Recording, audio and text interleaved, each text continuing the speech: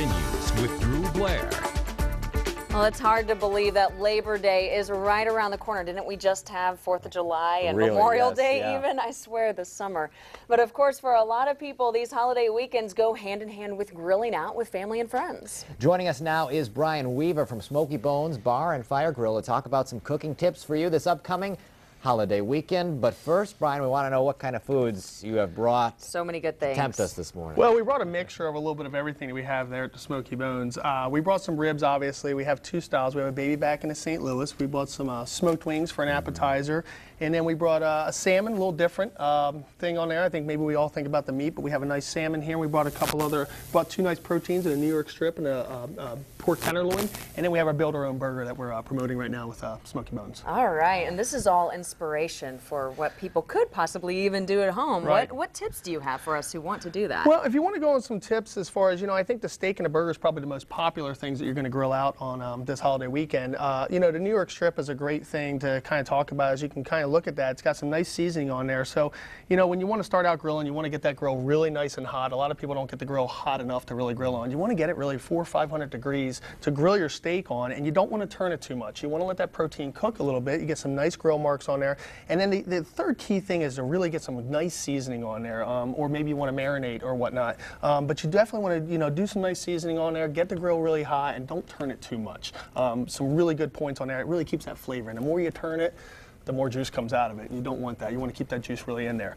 With the burger, same technique, doing so with the seasoning and so forth. And we kind of built this one up for you. It's part of our promotion right now with the Build Your I'm Own not Burger sure at how Smokey a Bones. mouth could fit around that. And maybe for Nicholas, we'll call it the Hurricane Irene Burger. Okay, for well, today. now you're talking my language here, yeah. We put some grilled onions and some roasted red peppers, all things that you could, probably do on a grill. Nice roasted red pepper on there with some bacon that you're smelling and you're loving right now. Yeah. But it's just some good combinations on there. And then we have a nice pork tenderloin as well, something different for everybody, maybe for the holiday season. Again, nice pork tenderloin, not too expensive at their store, about $6 for like maybe a pound. Nice pork tenderloin, grill that up real nice, and that's some really good ideas, I think, for the barbecue season. Yeah. Finish it up. Along with the Build Your Own Burger promotion you have going on, you have other special things We going do. on at Smokey Bones. The great thing about all these things is if you're feeling like maybe this is something you can't do, or maybe you missed a holiday weekend, you come down to Smokey Bones. We have one here at Jefferson Point over here in Fort Wayne. Come down there. September 8th, we have the kickoff of our NFL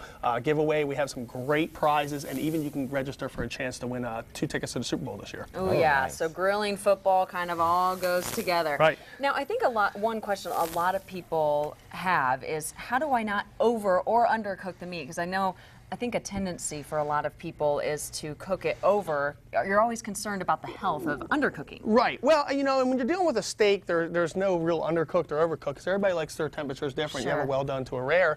This one's right around medium, which is about 145 degrees. So you can do it with a thermometer, or you can do it in a kind of maybe a time basis. Anywhere from 10 to 12 minutes for a nice medium steak is about where you want to be. Certainly, as you're letting it cook, you don't want to burn it, and you do want to flip it and get the nice grill marks on there, but you don't want to cook it too long and dry it out, and then you don't want to not cook it enough and get it rare. But about 145 degrees if you have a thermometer at home that maybe you can use to get a nice medium. A good tool to have then. Yeah. Okay. Yeah. It's a wonderful smoky flavor that's coming off of all the food today. How easy is it for people to recreate that at home? Well, you can create it. Obviously we have some nice huge smokers. We smoke everything in-house, from a raw state all the way to the end. We smoke them. Even the wings that you're showing up front, we have some wings that you could even smoke at home. You can take and just get a nice, the seasoning's really the key thing there, but you got to sweat the bones out a little bit on the ribs and so forth, maybe in the oven, and finish it off on the grill itself. And you would do a lower temp on that a little bit, not as much of a high temp, that 400 or 500. You would lower your grill probably as low as you can go to get a nice flavoring on there. Some things you want to do at home, some things you just leave to the experts once in a while. All right, Brian, thanks so much for coming in this morning. We appreciate it.